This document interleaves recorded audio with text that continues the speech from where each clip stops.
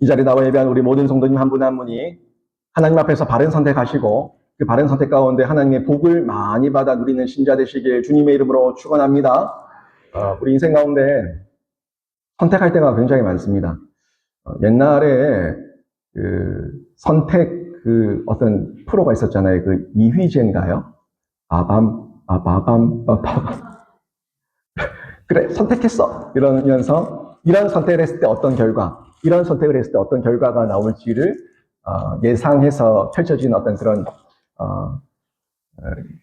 개그였나요? 그게 개그였나요? 하여튼 개그 드라마, 개그 같은 그런 프로그램이 있었는데 우리가 사는 중에 인생 가운데 정말 이렇게 해야 되냐, 저렇게 해야 되냐 선택을 해야 될 때가 참 많습니다. 그리고 이 선택의 기로에 섰을 때 또 시간이 지나면은 그때 이렇게 했으면, 그때 저렇게 했으면 하는 후회가 굉장히 많이 남죠. 마치 그때로 돌아가면은 그런 선택을 안 했을 건데 하며 후회를 하고 또 내 인생이 바뀌었을 건데 하는 후회를 할 때가 많이 있죠. 가장 큰 어떤 선택의 기로 가운데 남편을 선택했었던 또 배우자를 선택했었던 그 시간을 돌아간다면 여전히 그 남편과 그 아내를 선택하시겠습니까? 할렐루야. 하여튼 은혜가 있습니다. 네. 아무튼 그런 선택 가운데 우리가 서서 어떤 선택을 해야 될까 하는 고민을 할 때가 많이 있는데 선택은 자유입니다. 선택은 자유지만 그 선택이 중요한 이유가 그 선택 이후에 그 결과에 대해서는 결코 자유롭지 못하기 때문에 그렇습니다. 우리가 사실 아이들을 볼 때 늘 조마조마한 게 뭐예요? 저런 선택을 하면 쟤네들이 고생할 건데 하는 마음이 있다 보니까 제발 그런 안 좋은 선택을 하지 마라. 엄마 아빠가 살아보니까 그건 안 좋은 선택이다 하는 이런 잔소리를 많이 하게 되죠. 근데 애들은 그 잔소리를 안 들어요. 자기가 앞으로 감당하게 될 그 선택에 대한 그 자유라는 선택에 대한 책임의 결과가 얼마나 클지에 대해서 모릅니다. 모르다 보니까 막상 자기가 커서 그 책임을 다 당해보고 겪어봐야지 그때 엄마 말씀 들을 걸, 아빠 말씀 들을 걸 하는 후회가 되는데 어쩌겠습니까? 우리가 보기에는 어쩌겠습니까? 이렇게 말할 수밖에 없지만 저는 좀 넓게 보면 그것 또한 하나님의 섭리가 분명히 있는 줄로 믿습니다. 하나님의 택자라면은 물론 그 선택 가운데 복을 받는 자도 있고 저주를 받는 자도 있겠지만 그 저주가 영원한 저주가 아니고 깨우치고 돌이킨다면 탕자가 되어서라도 다시 돌아와서 다시 아버지 안에서 그 예수 그리스도 안에서 온전한 평강과 복을 누릴 수 있을 수가 있으니까 그 사람을 깨닫게 하신 하나님의 과정이다라고 생각하면은 우리 마음이 좀 편해질 건데 사실 너무 고생을 안 해도 이게 문제가 있어요. 너무 고생을 안 해도 뭐가 고마운지도 모르고 뭐가 감사한지 모릅니다. 정말 뭐가 고맙고 뭐가 감사한지 모르는 그런 시대를 저희가 살고 있는데 우리는 돌아보면은 이 하나하나가 너무 부유하고 너무 부족함 없이 살아가는 것에 대해서 감사를 하지만 우리 아이들 세대는 정말 감사를 모릅니다. 이게 당연한 거예요.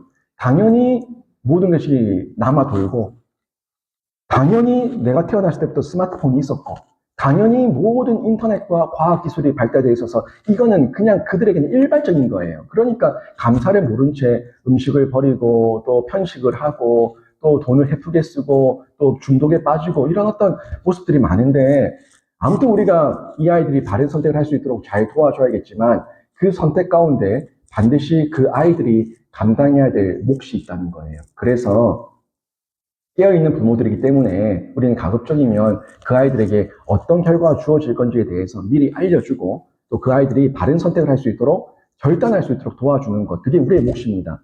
사실 목사인 제가 여러분에게 복만 빌면 얼마나 좋겠습니까? 저도 복도 빌고 싶어요. 네, 저는 복을 빕니다. 그런데 성경의 강의를 하다 보면 이 성경 말씀이 정말 그래요. 한 2%, 20% 많으면 30% 정도가 이 복의 말씀이고 70%, 80%가 징계, 고난, 저주, 심판, 경고 이 말씀들이 진짜 줄을 두고 있단 말이에요. 그러면 성경을 편식하지 않고 전체를 다 강의를 한다고 했을 때 성도에게 전달되는 이 심판과 경고와 이 하나님의 애타는 심정에 대한 이 메시지를 전달하는 거 이거는 피할 수 없는 길이에요. 강의를 한다면. 그런 측면에서 봤을 때 저도 설교를 하는 중에 마음이 참 무거울 때가 있는데 왜 제가 복을 안 빌고 싶겠습니까? 기도할 때는 복을 빌지만 말씀을 전할 때는 있는 그대로 전달하다 보니까 여기에 대해서 미안한 마음도 들 때가 있어요. 근데 제가 그렇게 하는 이유는 우리 성도들이 아무튼 이 매주 주일 예배마다 이 모의 심판, 하나님 이 모의 심판 때 앞에서 정말 내가 한 주를 돌아보며 하나님 앞에서 잘 살았는가? 또 나는 또 한 주를 어떻게 살아갈 것인가? 하나님 앞에서 내 죄를 회개하고 또 결단하는 이 회개와 결단이 반드시 일어나야 되거든요. 이 심판대가 그런 곳이에요. 영원한 심판대는 이제 영벌이지만 지금 우리가 매주 서는 이 모의 심판대는요. 제가 죄인입니다라는 걸 깨달아서 이제 그렇게 안 살고 하나님 뜻대로 살겠습니다라고 새롭게 결단하는 자리가 이 모의 심판대예요. 그게 은혜 보좌죠. 아직 은혜가 남아있으니까. 이 모의 심판대 앞에서 계속 말씀으로 직면시켰고 말씀에 대한 이 마음의 실제적인 선택, 우리 성도들의 의지적 선택, 전인격적 선택이 일어나야 된다는 거예요. 제가 여러분에게 하란다고 여러분이 하겠습니까? 하라고 해도 안 합니다. 여러분 자녀도 여러분이 하라고 한다고 합니까? 안 합니다. 내 새끼, 내 자녀도 내가 하라고 해도 안 하는데, 아니, 여러분이 늘 하겠습니까? 이게 목사는 애타는 심정으로 외치지만 결국엔 선택의 몫은요, 제 몫이 아니라 여러분의 몫이에요. 여러분이 이제 말씀을 들었으면은 이제 선택은 여러분의 몫이에요. 여러분 혹시 기억나세요? 작년에 동신교회에서 우리 전도팀이 갔을 때 이 삐에로 복장하고 막 하모니카 불고 하셨던 분 기억나시죠? 풍선도 불고 막 했었던 분. 그분이 놀이터에서 막 얘기하다가 애들이 안 들으면은 나중에 뭐라고 했어요? 나는 분명히 전했디. 나는 분명히 전했디. 나는 분명히 전했디. 그랬어요. 이게 무슨 말이에요? 나는 분명히 전했디. 이제 네 몫이다. 듣고 안 듣고 나는 분명히 전했다. 네가 듣고 안 돌이키고 네가 듣고 회개하지 않으면 네 몫이다. 이거예요. 이게 사실 부모의 마음이죠. 부모도 그렇게 애타는 마음으로 야단치고 타이르고 얘기를 하는데 그 아이가 안 들어먹으면 어쩔 수 없는 거예요. 어쩌겠습니까? 때려 죽일 겁니까? 어떡할 겁니까? 어쩔 수가 없어요. 이제 그 아이가 지가 당해봐야지, 고생을 해보고 지가 밑바닥을 기어봐야지 그제서야 지가 느끼는 거예요. 그때는 이제 부모가 할 수 있는 거는요. 그때라도 돌이키면 다행인 거예요. 그때라도 회개하고 돌이키고 죽기로 돌아온다면 다행인 거예요. 그때까지 부모는 기다린 것밖에 없어요. 목사도 마찬가지예요. 여러분에게 끊임없이 매 주일마다 외치지만 여러분이 듣고 돌이키지 않으면 방법이 없어요. 그리고 나중에 제가 할 수 있는 거는 그냥 기다리는 것밖에 없습니다. 기다리는 것. 잔소리도 들을 만한 사람한테 하지요. 듣지 못할 사람한테 안 합니다. 해봤자 시험 들어요. 시험 들고 뛰쳐나갈, 집 나갈 아이한테 왜 그런 말을 합니까? 그래도 내 눈에 보이는 게 나은데. 그래도 옆에서 멀찍이서 늘 툭툭 건들면서 보고 있는 거예요. 그 목사의 심정입니다. 그 가운데 이 선택이라는 부분에 대해서 우리가 결코 자유하지 못하다는 걸 알려주는 거죠. 부모도, 목사도. 사실이거든요. 하나님 말씀 마찬가지입니다. 복에 대한 말씀이 선포됩니다. 저주에 대한 말씀이 선포됩니다. 복을 받을 것인가, 저주를 받을 것인가? 다 복 받기를 바라죠. 하지만 하나님의 복과 저주는 늘 전제가 있어요. 이렇게 하면 복을 받고, 이렇게 하면 저주를 받고. 분명히 전제가 있습니다. 그냥 막무가내로 하나님께서 복 주시고 막무가내로 저주하시는 분이 아니에요. 하나님께서는 공의로우시고 정의로우시고 사랑 많은 하나님이시기 때문에 그 분량과 그 그릇대로 복 주시고 하나님께서 때로는 징계하신다는 것을 저희가 볼 수가 있다는 거죠. 여러분도 젊을 때 혹시라도 잘못된 선택을 해서 힘든 일을 겪으신 분 계실 거예요. 지금 어떤 마음간의 후회가 있을 수 있죠. 이 세상에 후회 없는 사람은 없습니다. 하지만 그 후회가 나에게 양약이 된 사람이 있는가 하면 그 후회가 평생의 원망이 되어서 그 쓴뿌리가 되어서 죽을 때까지 그 쓴뿌리를 벗어나지 못하고 누구 남탓만 하다가 죽는 사람이 있다는 거예요.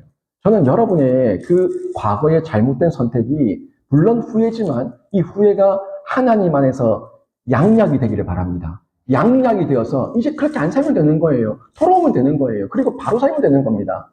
이제 그 중요성을 우리 자녀에게 가르치고 목사인 저에게 왜 후회가 없겠습니까? 저에게도 후회가 있는데 저에게도 양약이 되어서 여러분에게 그렇게 살지 마세요. 정말 후회합니다. 가슴을 치고 후회합니다. 평생 후회합니다. 하는 마음으로 애타게 외치는 거죠. 이 내용을 계속하는 이유, 바른 선택해서 하나님의 복 받고 하나님 안에서 인정과 인물되고 비전과 열정과 끈기를 가진 자로 생명사를 감당하며 남을 죽이는 자가 아니라 남을 살리는 자로 살아가라고 저희가 그 사명 깨닫게 하기 위해서 계속해서 우리가 권면하는 거 아닙니까? 오늘 이 모세가 이 모압 평지에서 마지막 설교하고 있는 거지 않습니까? 신명기서. 이 신명기서를 전하고 이 모세는 느보산에서 호련히 사라집니다. 이 마지막 유언이에요, 유언. 이 유언을 전달하는데 그 바른 선택을 공고하고 있는 거예요. 이 내용 한번 잘 보세요. 신명기 말씀 하나하나 보면은 계속 복과 저주, 심판, 경고, 메시지 계속 전달되고 있는데 하나님 앞에서 너희가 이 40년 광야를 통해서 뼈저리게 느끼지 않았냐? 그러니까 저 땅 들어가서 하나님 버리지 마라. 하나님 버리지 말고 우상 숭배하지 말고 주님 앞에 말씀 앞에 온전하게 순전하게 마음을 다하고 뜻을 다하고 이 생명을 다해서 하나님 따르는 백성이 되어라 하는 이 공고를 하고 있는 겁니다. 모세의 마음이 그런 마음이에요. 제발 이 선택 가운데 복이 있고 저주가 있으니까 복을 선택하고 저주를 선택하지 마라. 그렇게 힘든 시간들 40년을 겪었는데 또 그 짓 할 거냐? 제발 그러지 마라. 이 안타까운 심정이 신명기 곳곳에 절절히 흐르고 있어요. 오늘 신명기 30장도 마찬가지입니다. 이 30장, 이 복과 저주에 대해서 계속해서 이 반복적으로 전달하고 있는 메시지인데 이 내용들 잘 보세요. 여기서 얘기하고 있는 중요한 부분은요. 이 회개에 대한 선택이 굉장히 중요합니다. 잘못을 했다고 내 인생이 끝난 게 아니에요. 잘못을 했어도 우리는요. 택자기 때문에 회개하고 돌아오면 삽니다. 이게 은혜거든요. 회개를 선택한다는 것. 이게 첫 번째 선택이에요.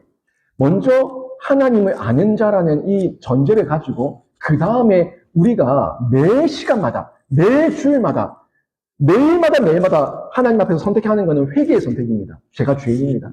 하나님 조금만 떨어지면은 예수 그리스도와 조금만 떨어지면은 죄지는 제가 또 회개를 선택합니다. 이게 우리의 고백이어야 된다는 거예요. 이스라엘 백성은요. 복과 저주를 전하는 이 모세의 메시지를 정말 잘 들어야 돼요. 잘못된 선택하면은 징벌 받을 것에 대해서 분명히 전달하고 있다는 건 이건 복이에요. 이 말은 징벌받고 징계받고 저주받고 죽어라가 아니라 징벌받지 말고 저주받지 말고 징계받지 마라. 이게 본심이기 때문에 이 말을 할 때에 우린 꼬아 듣지 말고 우리 아이들은 꼬아 듣잖아요. 잔소리로 듣잖아요. 그럼 이 성경도 다 잔소리예요. 근데 이 잔소리가 아니라 우리를 향한 사랑의 하나님 아버지의 마음으로 우리가 읽으면은 바른 선택을 할 수 있다는 거죠. 지금 모세가 이들에게 얘기하고 있는 것도 결국에 너희가 인간이라서 죄 지을 수 있는 거 안다. 너희가 실수하고 연약하고 넘어질 수 있는 거 안다. 그런데 너희는 선민이잖아. 그러니까 너희에게는 첫 번째 선택이 회개의 선택이야. 이걸 얘기해주고 있는 겁니다. 회개하면 돌이키면 산다 하는 부분을 얘기하고 있는 거예요. 누구나 잘못은 할 수 있습니다. 문제는 죄를 깨닫고 난 그 다음에 태도죠. 죄를 깨달았는데 뭐 별거 있겠어. 에이 몰라. 하고 또 죄를 지으면은 죄를 알았지만 진짜 돌이키지 않았죠. 회개를 선택하지 않은 거예요. 죄를 알았어요? 그러면 돌이키면 되는 거예요. 여러분 자녀들에게 물어보세요. 어떤 잘못을 했을 때, 거짓말을 했을 때 야, 너 이거 잘못한 거 알아 몰라? 라고 물으면 안 돼요. 아는데 회개했냐? 그러면 회개 안 해요. 회개를 못 해요. 왜? 이게 지식적으로만 있으니까 그냥 윤리적, 도덕적 가치 속에서의 잘못으로만 알고 있으니까 가슴으로 느껴지지 않는 거예요. 가슴으로 아프지 않은 거예요. 이게 하나님 앞에서 얼마나 큰 죄인가에 대해서 느껴지지 않는 거예요. 근데 이게 느껴질 때가 언제냐면은 부모가 죽었을 때. 부모가 죽고 나면은 내가 엄마한테 잘할 걸, 엄마한테 그때 못했던 게 가슴에 미어지는 거예요. 엄마한테 못했던 게. 그제서야 느껴져. 머리로 알고 있던 게 그제서야 엄마 아빠가 죽고 나면 그제서야 가슴으로 내려오는 거예요. 그리고 후회하죠. 그리고 노래하지 않습니까? 불효자는 웁니다. 울면 뭐 할 거예요, 불효자가. 불효자로 끝난 거예요. 부모가 살아계실 때 효도하는 거지. 우리는요, 그런 불효자가 되면 안 되고요. 하나님 앞에서 내가 잘못했다는 걸 지식적으로 알고 있다가 예수 그리스도의 죽으심 이거예요. 예수 그리스도의 죽으심이 느껴지면은 가슴으로 이게 미어집니다. 그래서 예수께서 죽으셨잖아요. 우리의 죄 때문에 죽으셨잖아요. 그 예수 십자가의 죽으심이 느껴져야지 내 부모의 죽은 다음에 그 후회가 내려오는 것처럼 예수 그리스도의 죽으심이 느껴지면 내 안에서 이 회개가 털어나옵니다. 가슴으로. 그리고 의지적 결단으로 제가 회개하고 삶의 돌이킴을 결단합니다. 하고 행동을 바꾸는 거죠. 여기까지 가는 겁니다. 누구나 잘못은 할 수 있지만 죄를 짓고 난 다음에 회개한 자, 진짜 머리로 가슴으로 회개한 자만 의지적 결단의 행동의 변화가 있다는 겁니다. 많은 사람들이 이런 생각도 해요. 뭐 애들 가운데, 청년들 가운데 아이고 뭐 내 인생 어차피 조졌다. 끝났다. 어차피 더럽혀진 몸, 뭐 될 대로 되라.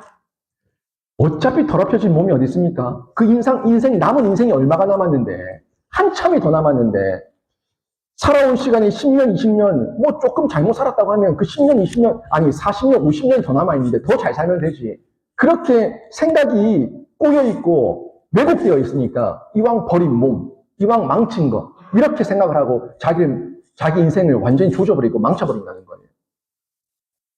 하나님이 우리를 그렇게 만들지 않았습니다. 우리를 존귀하게 만들었어요.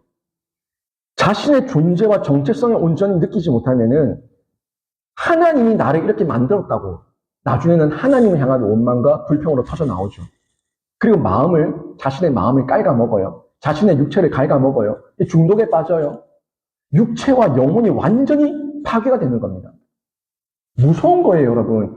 영혼이 잘된 것이 범사가 잘 된다는 말씀은 진리 중에 진리이고요. 무릇 내 마음을 지키라 생명의 근원인 이에서 난다는 그 말씀도 진리 중에 진리입니다. 내 마음을 지키지 못하면 내 마음 갉아먹으면 결국 내 인생 다 갉아먹는 거예요.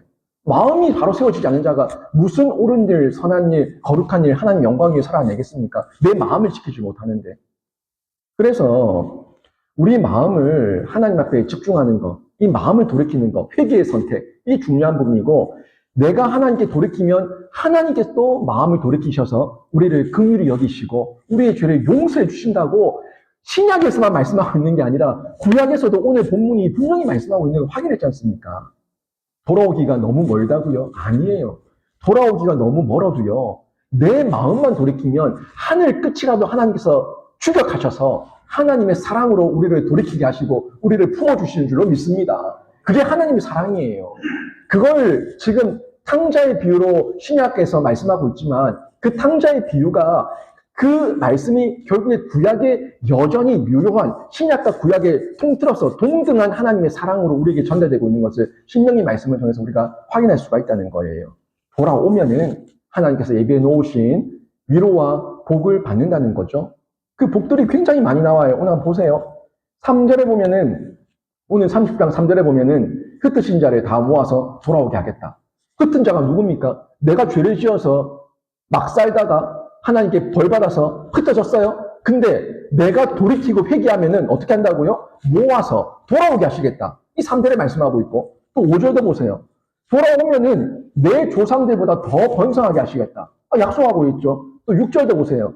마음의 할례를 베푸시겠다. 이 마음을 더욱더 강하게 하시겠다. 심력이죠. 우리 영역이죠. 우리의 영과 심령을 더욱더 강하게 하셔서 하나님 앞에 온전히 매여 있을 수 있도록 우리를 자라게 하시겠다. 성장시켜 주시겠다. 이 약속까지 하고 있어요. 또 9절과 10절 보세요. 9절, 10절 보시면 손으로 하는 모든 일에 복을 주시겠다. 이런 말씀까지 약속하고 있고 자녀에게도 내 자녀에게까지 복을 주시겠다는 말씀을 하고 있는 걸 우리가 확인할 수가 있습니다. 이 모든 걸 준비해 놓고 돌아오기만 목 빠지게 기다리고 있고 내 마음의 회개만 일으키기를 돌아오기를 기다리고 있는 그 마음이 신약에서 예수님께서 말씀하셨던 탕자의 비유라는 거예요. 탕자가 자기가 재산 다 잃어도 상관없어요. 자기 몸이 몰골이 거지 행색이라도 상관없어요. 마음이에요, 마음. 내가 죄인이다. 내가 죄를 지었다. 내가 아버지께 가서 회개하고 용서를 구해야겠다. 그 마음이에요, 그 마음. 그 마음을 먹었을 때 행동이 바뀌어서 그 무슨 영치로 아버지를 찾아갑니까? 명치가 상관없어요. 내 아버지니까 찾아가는 거예요. 아버지께 찾아갔더니 아버지께서 송아지를 잡고 그 잔치를 베풀고 그에게 옷을 입히고 가락지를 끼고 신발을 새로 신기고 다시금 베푸시고 회복시키시는 하나님의 은혜를 누리게 되지 않습니까? 아버지의 은혜를. 그 내용이 지금 이 신명기 30장에서도 동일하게 말씀하는 하나님의 아버지의 마음을 확인할 수가 있습니다. 이제 우리가 우선적으로 선택해야 되는 거는요. 하나님 먼저 복 줘보세요가 아니라 내가 죄인입니다. 하나님 제가 죄인입니다라는 이 회개를 선택해야 되는 거예요. 회개의 마음. 이 회개의 마음을 선택하는 거예요. 2절 보세요. 2절에 보시면 분명히 나와 있죠. 너와 내 자손이 내 하나님 여호와께로 돌아와. 이게 돌이킴이에요. 마음의 돌이킴, 영혼의 돌이킴, 심령의 돌이킴, 회개의 돌이킴.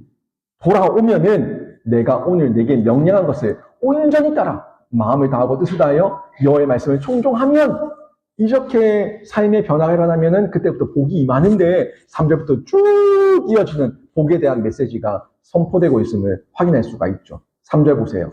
내 하나님 여호와께서 마음을 돌이키시고, 그러니까 먼저가 하나님의 마음 돌이킴이 아니라 내가 회개하는 거예요. 내가 회개하고 돌이키면 3절 뭐라고요? 여호와께서 마음을 돌이키시고 추격하신다니까요. 추격하는 사랑이에요. 내가 마음을 돌이켰을 때 너무 멀리 왔어. 어떻게 하는 마음이 있더라도 내가 가는 게 아니라 내 마음을 돌이키면 하나님께서 벌써 내한테 와 있어요. 돌이키시고 하나님께서 마음을 돌이키시고 나를 찾아오시고 나를 만나주시고 나에게 긍휼을 베푸시고 이 메시지입니다. 보세요. 너를 긍휼히 여기사 포로에서 돌아오게 하시되 내가 돌아오는 게 아니라 내 마음만 돌이키면 하나님께서 나를 돌아오게 하신다고 말씀하고 있어요. 내 하나님 여호와께서 뜻하신 그 모든 백성 중에서 너를 모으시리니 이 내용을 잘 보세요. 내가 먼 길 왔다고 먼 길 돌아가는 게 아니에요. 내가 돌이키면 하나님께서 나와 함께 하신다는 것을 내가 다시금 체험하고 하나님과 함께 가는 임마누엘의 성화의 길을 저희가 걷게 되는 겁니다. 성화 내 혼자 하는 거 아닙니다. 내가 예수 믿었다고 영화의 단계까지 이르기까지 성화를 이 일평생 걸어가는데 혼자 가는 거 아니에요. 혼자 걸어가면 성화 다 실패합니다. 견인 안 됩니다. 견디고 인내 안 됩니다. 하나님께서 함께 하시고 나를 붙들고 계시하지만 내 안에서 견디고 버티고 인내하는 그 은혜도 임하는 거고 이것 또한 지나가리라 하는 그 믿음의 고백이 나오는 거예요. 안 그러면 다 잡아집니다. 성화는 예수 그리스도와 함께 가는 거예요. 내 안에 찾아오신 그 예수를 만날 때 가능한 일인데요. 인간의 진정성 있는 회개는 하나님을 돌이키게 하고 하나님의 긍휼의 은혜를 잊게 하는 거예요. 그리고 우리에게 복을 주시되 이전보다 더 풍성히 주시는 내용 1절에 10절까지 쭉 나오는데 이 복을 여러분이 다 돌이키셔서 다 받아 누리시고 여러분 자녀까지 받아 누리는 가문의 복이 있기를 주님의 이름으로 축원합니다. 이런 회개는요. 마음을 돌이키고 이 마음의 돌이킴은 반드시 몸의 돌이킴을 동반합니다. 몸의 돌이킴. 이 머리 지식, 가슴 지식, 생활 지식이에요. 머리, 가슴, 생활. 머리, 가슴, 생활. 이거는 우리에게 꼭 기억돼야 되는 건데 머리만 하나님 믿는다? 아니요. 가슴으로 내가 죄인인 걸 뼈저리게 느껴야 돼요. 아파야 돼요. 눈물이 나야 돼요. 계속 울고 다니라는 얘기가 아닙니다. 울고 다니라는 얘기가 아니라 이 마음 가운데 내가 죄인이라는 게 느껴졌을 때 그 터져나오는 아픔 가운데 나를 구원하신 기쁨도 있죠. 그러니까 계속 우는 것만은 아니에요. 기쁨도 있어요. 환희도 있어요. 나를 구원하셨으니까. 근데 그 기쁨의 환희와 아픔의 이 애통함이 함께 느껴지는 이 마음 가운데 결단하는 행동, 실천, 의지적 결단 반드시 일어나야 됩니다. 행함이 없는 회개는요. 하늘에 있다는 말씀만큼 관념적이에요. 어디 있는데? 저기 하늘에 관념적인 거예요. 어디 있는데? 저기 하늘에 불러줘봐라. 저기 하늘에 어디 있는데? 저기 있다. 어디? 저기 있다. 이렇게 얘기하면은 이게 받아들여집니까? 진짜 내가 회개했다는 건 내 삶의 열매로 드러나는 거예요. 그 열매로 알리라. 예수님의 말씀이 그거예요. 예수님께 말씀하셨던 그 열매로 알리라면 진짜 회개했다면 이 마음의 변화와 삶의 변화가 일어난다. 그 열매가 있다. 그게 정도의 차이는 있죠. 처음 초신자 때의 열매와 10년, 20년, 30년 예수 믿고 난 다음의 열매는 당연히 다릅니다. 당연히 달라요. 근데 분명히 크든 작든 열매는 있다는 거예요. 관념적이지 않아요. 이 예수 믿나? 믿는데요.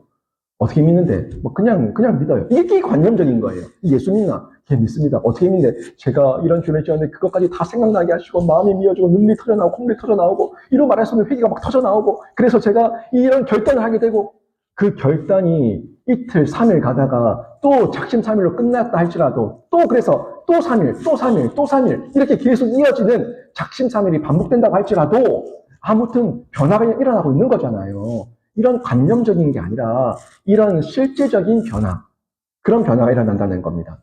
그리고 저기 이렇게 얘기하면요. 비현실적이죠. 현실적이어야 돼요. 회개에 합당한 열매는 현실적이어야 됩니다. 네, 그렇게 할 거다. 언제 할 건데? 다음에 할 거다. 언제? 이따, 다음에. 이게 비현실적인 거예요. 내 전도할 거다. 몇 명 할 건데? 올해 안에 내 10,000명 전도할 거다. 이게 비현실적인 거예요. 점진적이고 단계적이고 내가 할 수 있는 범위 안에서 내가 할 수 있는 하나님의 능력 안에서 내가 헛소리하는 게 아니라 현실적인 이야기하는 게 이게 합당한 열매라는 겁니다. 제가 우리 제자반 사역하는 분들 가운데 이 D형 큐티를 하고 설교 요약을 하고 제가 제일 중요하게 보는 게 느낀 점 적용이거든요. 느낀 점 적용을 볼 때 제가 계속 얘기하는 게 비현실적이고 추상적이고 관념적인 거 적지 마라. 잘해야겠다. 열심히 해야겠다. 추상적인 거예요. 뭘 잘할 건데, 뭘 열심히 할 건데, 이걸 저는 묻는 거거든요. 그거를 너무 큰 걸 얘기하지 않는다. 제가 계속 얘기해요. 끊임없이 얘기해요. 이제 그러면 한 두석 달 계속 잔소리하고 나면은 그때부터 이제 적용이 나와요. 아주 작은 것부터 5분 기도하겠다, 10분 기도하겠다, 커피 한 잔 뽑아주겠다, 예수 생명 전하기 위해서 문자 한 통 보내야겠다. 그런 간단한 것부터 내가 진짜 할 수 있는 거, 그것부터 하는 거예요. 그게 관념적이지 않고 비현실적이지 않은 실제적인 회개에 합당한 열매라는 겁니다. 모세는요, 지금 이스라엘이 돌이켜서 지켜야 될 이 말씀이 어렵거나 멀리 있는 것이 아니라고 강조하고 있어요. 너희들이 하나님을 어렵게 여기고 하나님을 실제로 느끼지 못하면은 너에게 굉장히 어려운 하나님이고 어려운 말씀일 수 있고 어려운 율법일 수 있는데 하나님의 말씀과 율법은 어려운 게 아니야. 이 이야기를 하고 있는데 그게 11절, 12절, 13절 말씀이에요. 오늘 읽지 않았지만 눈을 한번 보세요. 11절, 12절, 13절 말씀이에요. 이 명령은 뭐라고 얘기합니까? 어려운 것도 아니요. 먼 것도 아니라 하나님께서 주신 율법, 이 명령은 어려운 것도 아니고 먼 것이 아니라 분명히 얘기하고 있어요. 이 말, 그걸 12절에 얘기하고 있는 거예요. 하늘에 있는 것이 아니다. 바다 밖에 있는 것이 아니다. 하늘에 있는 것, 관념적인 것. 바다 밖에 있는 것, 비현실적인 것. 관념적이고 비현실적인 것이 아니라 나에게 실제적인 합당한 열매가 있을 수 있는 하나님의 합당한 열매, 회개의 열매가 말씀이 내 안에 임하면, 청종하면, 마음과 생명과 뜻을 다해서 들으면 실제로 일어난다 하는 메시지를 모세는 전하고 있는 겁니다. 14절 보십시오. 14절에 이 말씀이 어디 있어야 되는가? 하늘에 있어야 되면 안 돼요. 바다 밖에 있으면 안 돼요. 어려운 것도 먼 것도 아니에요. 이 말씀이 내 안에 있어야 돼요. 보세요. 14절. 오직 그 말씀이 내게 매우 가까워서 내 입에 있으며 내 마음이 있은즉 네가 이를 행할 수 있느니라. 행할 수 있느니라 분명히 말하는데 그 행할 수 있는 전제가 뭐예요? 내 입에 있고 내 마음에 있으면 내 입에 있고 내 마음에 있다는 거는 다시 얘기하면은 내 안에 새겨진 말씀, 각인된 말씀, 암송된 말씀, 나에게 의미가 된 말씀, 레마의 말씀이 된 거. 그 말씀이 내 안에 있으면요, 이게 행할 수 있다고 모세는 아주 명확하게 말하고 있다는 겁니다. 머리로만 아는 게 아니에요. 그러니까 마음에 있을 때에, 내 가슴에 있을 때에 몸을 돌이켜서 행하는 실천이 있다는 겁니다. 말씀이 내 안에 있으면은 나의 존재가 말씀으로 드러나는 합당한 열매가 되고 그게 삶이 되고 일상이 된다는 거죠. 이게 그리스도와의 연합이에요. 이걸 자꾸 얘기하면은 사람들은 이게 부담스러워해요. 특히 초신자들이 더 하죠. 제가 이렇게 얘기를 하면은 이 얘기를 너무 부담스럽다. 내가 저렇게 못 살아냈는데 너무 부담스럽다. 이렇게 느끼는 경우들이 굉장히 많아요. 근데 제가 말하는 건 저라고 이 말씀을 전하고 이 말씀대로 삽니까? 저도 못 삽니다. 그런데 저는 이 말씀대로 100% 살아내지 못하지만 저는 말씀을 전달하는 자니까 하나님의 대언으로 전달하는 거고 저 또한 이 말씀을 준비하면서 무릎을 친다고 말씀했죠. 그러고 나서 저는 또 뭘 합니까? 저에게 적용하기 위해서 제가 은혜를 입는 거예요. 또 저도 그렇게 살아내기 위해서 열심으로 수고하고 노력하고 이 합당한 열매를 맺기 위한 성화의 과정을 걷는 거예요. 완벽한 성자, 목사가 어디 있습니까? 성자는 예수 그리스도밖에 없어요. 여러분이 부모가로서 아이에게 가르쳤다고 여러분은 그 아이 가르친 대로 다 삽니까? 무당인가하면 안 돼? 무당인가 안 합니까? 우리도 못 살 때가 많이 있죠. 그런데 이 부분에 있어가지고 우리가 못 살 때가 많이 있지만 우리는 알고 그 법도와 도덕과 윤리와 하나님의 말씀을 지키기 위해서 더 많이 노력하고 누군가에게 본이 되기 위해서 수고하는 이런 모습을 보인다는 거예요. 결국 이 말씀은 점점 더 점진적인 단계로서의 예수 그리스도의 연합을 얘기하고 있는 거예요. 예수 그리스도의 연합이 처음 예수 믿었을 때와 30년, 40년 예수 믿었을 때와의 이 연합의 강도가 같다면 그 비정상이죠. 오래되면 오래될수록 더 끈끈해지는 건 당연한 겁니다. 예수 없으면 못 산다는 고백이 나오는 건 당연한 거예요. 그 연합의 강도가 점진적인 거예요. 그 점진적인 그릇, 내 그릇이죠. 내 분량만큼만 내가 담아내는 건데, 많은 사람들이 이번 주에도 제가 얘기하겠지만, 이 편견이 있는데, 이 장벽이죠, 장벽. 생각의 장벽이에요. 나는 어차피 못해. 난 어차피 못하니까 안 들을 거야. 어차피 나는 저렇게 안 살 거니까 나는 안 들을 거야. 처음부터 시도를 안 할 거야. 이 장벽. 이 장벽이 더 큰 문제예요. 그 생각의 장벽입니다. 내 생각의 장벽. 내 어떤 감정의 장벽. 이 장벽을 먼저 허무는 게 중요한 거예요. 내가 지금은 종지 그릇이지만 그 종지 그릇만큼만 할게요. 그리고 이 종지 그릇에서 사발로 또 대야로 하나님께 키워주시면 그 키워주신 만큼 또 내가 감당할 수 있을 만큼 제가 감당해내겠습니다 하는 고백을 하는 거죠.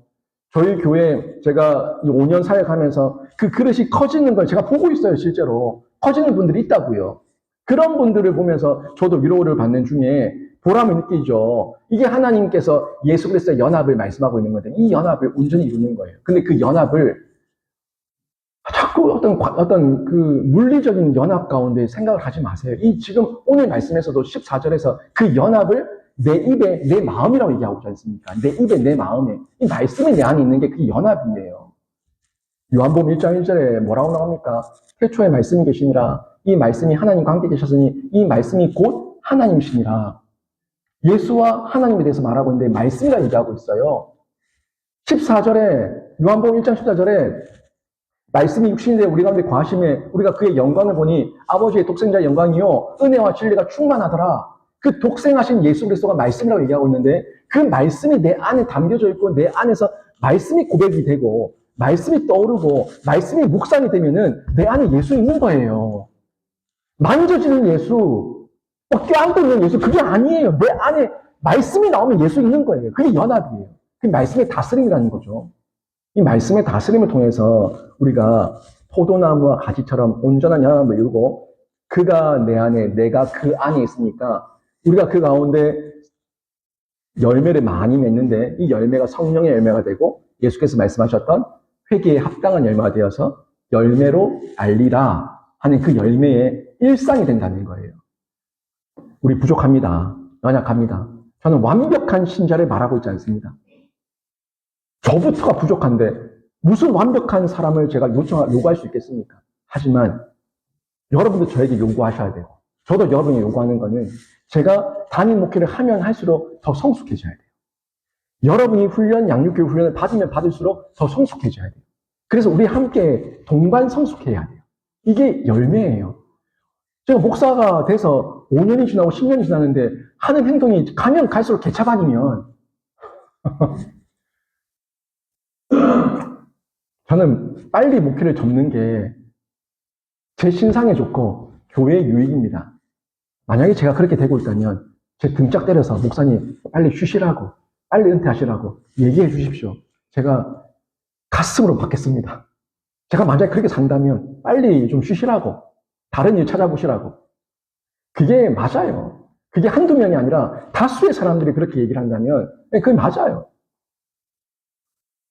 저도 성숙해야 되고요. 목회를 하는 만큼 여러분도 양육교육 훈련을 받고 성도로서 자라가는 만큼 성숙해져야 되는데 여러분이 이 모든 성숙의 과정을 예수 그리스도 이 말씀의 연합 가운데 날마다 누리시고 날마다 예수 안에서 바른 선택하시기를 주님의 이름으로 축원합니다.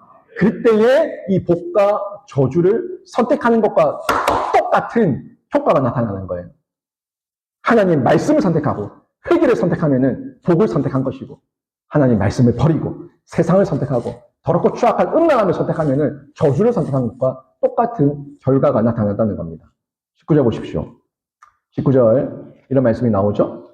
내가 오늘 하늘과 땅을 불러 너희에게 증거를 삼노라. 내가 생명과 사망과 복과 저주를 내 앞에 두었은즉 너와 내 자손이 살기 위하여 생명을 택하고 분명히 말씀하고 있죠. 지금 우리 앞에 있는 건요. 생명도 있고 사망도 있어요. 뭘 선택하시겠습니까? 생명을 선택합니까? 사망을 선택합니까? 생명을 선택하기 원한다면 말씀을 선택하셔야 되는 거예요. 말씀의 다스림을 선택하셔야 되는 거예요.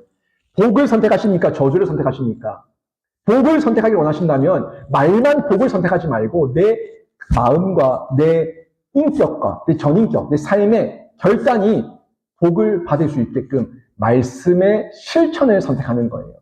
이게 결국 생명을 선택하는 것이라고 분명히 말씀하고 있는데 우리가 이 복과 저주, 생명과 사망 가운데 뭘 선택하는지 우리의 삶을 통해서 늘 묻고 혹여나 사망을 선택하고 저주를 선택했던 우리들의 연약함이 있다면 괜찮습니다. 오래 두지 마세요. 오래 두지 마시고 아직 은혜의 때에 늘 은혜의 보좌 앞에 나오셔서 주님 앞에 다 내어놓으면 십자가에 못 박히고 다시금 우리는 예수 그리스도 보혈의 피로 덮임받아서 정결함과 성결하게 은혜를 입게 될 줄로 믿습니다. 하지만 그 보혈의 피를 하찮게 여기지 마시라고요. 또 주를 내 의도적으로 막 지어놓고는 괜찮아. 주일에 가서 또 예수님의 보혈로 덮임받으면 돼. 그냥 죄 지어. 괜찮아. 이런 짓은 하지 말라는 거예요. 내가 죄를 안 지으려고 했지만 나의 연약함으로 죄를 지어서 그 마음에 애통함이 있는 상태로 나오셔야 되는 거예요. 즉각 나오셔야 되는 거예요. 그게 신자의 바른 모습이에요. 내가 의도적으로 능동적으로 지은 죄가 아니라 내가 어쩔 수 없이 연약한 가운데 죄를 지었을 때 내 본능적으로 내 옛 모습이 또 툭 튀어나와서 죄를 지었을 때 괜찮다는 거예요. 예수 그리스도 앞에 나와서 속히 회개하고 뉘우치고 돌이키면 하나님께서 보혈의 피로 덮어주신다는 겁니다. 예수님께서도요.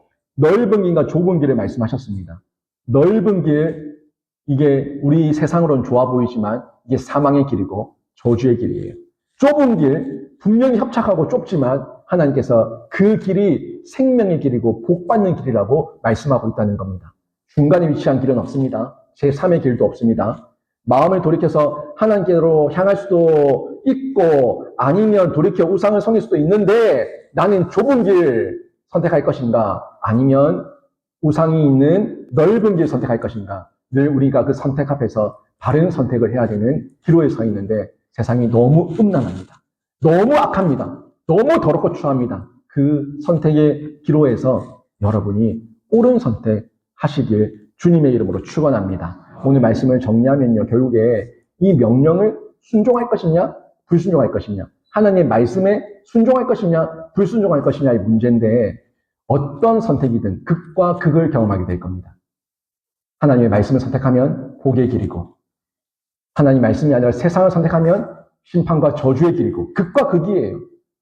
그날 모세의 후계자였던 여호수아는요. 갈림길에 서서 머뭇대고 있는 이스라엘 백성들을 향해서 크게 소리칩니다. 그 말씀이 여호수아서 24장 15절 말씀이에요. 이때도 여호수아가 유언처럼 뱉었던 메시지죠. 여호수아 24장 15절 너희가 섬길 자를 오늘 택하라. 오직 나와 내 집은 여호와를 섬기겠노라. 이게 선택이에요. 오늘 택하라. 오늘. 내일 택하지 말고 미루지 말고 지금 택하라. 너희의 섬길 자가 누구냐? 너희의 주인이 누구냐? 너희의 왕이 누구냐? 오늘 택하라.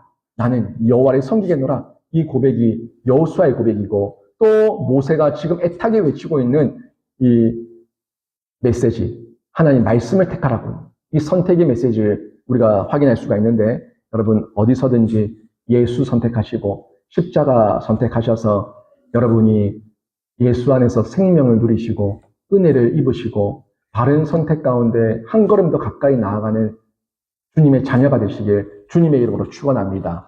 우리가 주님과 그분의 십자가를 선택할 차례입니다. 주님께서 나를 선택해 주셨어요. 나를 선택해 주셨고 우리를 위해서 죽어 주셨어요. 이제는 우리 차례예요. 내가 선택해야 돼요.